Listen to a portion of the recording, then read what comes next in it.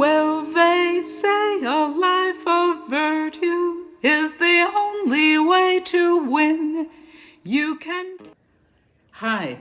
First of all, I'd like to thank Christy Benvenuti and the North Jersey Blues Society for the opportunity to be featured in this interview series. The format's a little unusual because I'm interviewing myself from questions, so I hope you'll bear with me while I refer to and read from my notes. I'm Margey Peters. I play electric bass and sing with Brad Vickers and his Vestapolitans, with whom I've also had the opportunity to tour and record 7 albums for which I've written and co-written some of the material.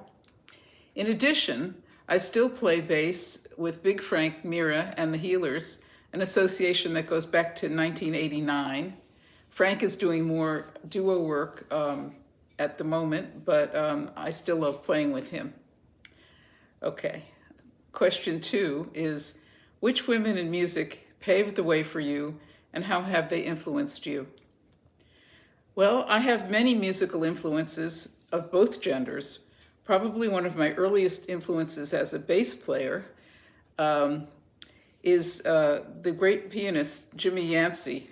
As Wikipedia notes, he popularized the left-hand figure and became known as the Yancey bass. Later, it was used in Pee Wee Crayton's Blues After Hours and Guitar Slim's The Things I Used to Do and many other songs. So when I heard that, I immediately adopted it for my own playing, and I love to pull it out when it's appropriate. As for women, I especially appreciated Odetta, of whom I became aware as a folk singing teenager, and Alberta Hunter, who had a career resurgence at age 82, and of course the great Nina Simone. I mention these particular women because they all exemplify that you can sing in a low register, as I do, as you can tell from my speaking voice. In terms of sheerly enjoying and being inspired by female artists, I loved myriad blues and R&B singers, including Irma Thomas, Carla Thomas, Etta James, Martha Reeves, Gladys Knight, Coco Taylor, and Dinah Washington, just to scratch the surface.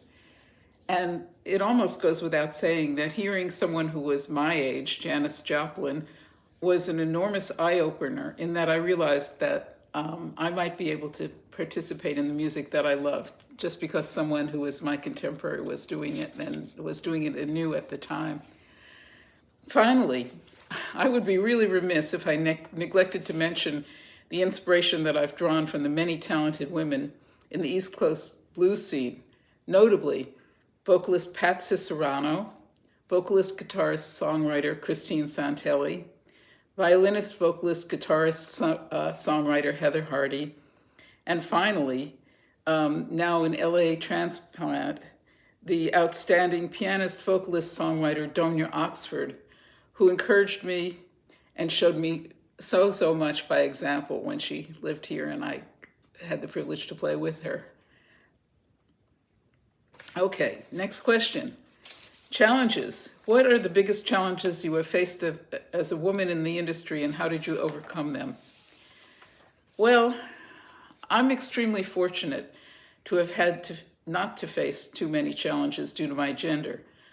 I got the bass position with Big Frank. His first band was known as Mohair Sam at the time, by being selected from the many applicants who answered his small space ad in the back of the Village Voice. He chose to work with me, and the rest is history. In the heyday of New York blues, we played so many venues, as well as in tri-state area. The biggest influence, if you can call it that, was learning on the job by playing with him and his unit. As a blues bass player, I have also the need to acknowledge that my longtime association with Bill Rankin, who plays with both bands and who's been playing nearly with those units nearly as long as I have, is absolutely key in my learning how to play the blues appropriately. Hats off to Bill, my partner, my rhythm section partner. Here's an instance where being a woman has actually helped me. Guitarist Wild Jimmy Spruill, who was featured on many pop and blues recordings, wanted to use an all-female band for a while, and he tapped me as the bassist. Other members included Donia Oxford on keyboard and Barbara Cray on drums. On occasion, June Bateman, who was married to great saxophonist Noble Thin Man Watts, joined us as the vocalist. That experience made me stretch, and I learned a lot, and I would never have had the opportunity to do that had I not been a woman and had Jimmy not wanted to put together a eye candy kind of band, I guess. I want to add that being a mature woman in blues does present a challenge, though this is also a challenge for my male compadres. The public loves youth. I believe, though, that this is more a function of our audience peers also aging and being somewhat more reluctant or unable to come out. Add to that the shift in people consuming their music digitally, and you have a big challenge to live music as a whole. One ray of light is that 83-year-old Maria Muldaur's newest album, 1 Hour Mama, the music of Victoria Spivey, has received a Grammy nomination this year. And it's not nominated in the female category, it's nominated in the blues category. So kudos to Maria, who's a wonderful, wonderful singer and blues historian as well. Okay, question 4. What advice would you give to a younger self starting out in music? My answer is go for it. Do what you love and start as early as you possibly can. I was not encouraged to play. I was told, no one in our family is musical. Music appreciation is fine, but don't waste your time. And though I loved music, especially blues, jazz, and roots music, I didn't really become involved until I was an adult, and I really regret not having the opportunity to learn as a youngster. Okay, now I'm invited to plug something. Well, first of all, please watch Brad Vickers and his Vestapolitans website, which is www.bradvickers.com for all of our future doings and recording and playing. Coming up real soon, we will be at the Twisted Tail in Philadelphia on Friday, February 6th, and at Sugar Mouse in Manhattan on Sunday, February 22nd. That's going to be from 8 to 11. Sugar Mouse is in the East Village, right by the Astor Place subway stop, and please come as it'll be my birthday.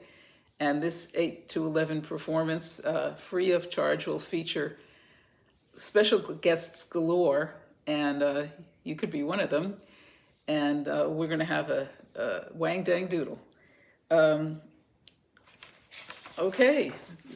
www.bradvickers.com, and this is Margie Peters signing off. Thanks again for having me. Well, they say a life of virtue is the only way to win. You can keep your life of virtue. I prefer a life of sin. Come here, Daddy, let me sit down on your knee. What's good for you is twice as nice for me. Come over here, Daddy, and don't be slow. What's good for the buck is good for the dough. Come over here, Daddy, let's get loose. What's good for the gander is good for the goose. Come here, Daddy, let me sit down on your knee. What's good for you is twice as nice for me. Oh, come over here, Daddy, I need some fixin'. What's good for the fox is good for the vixen.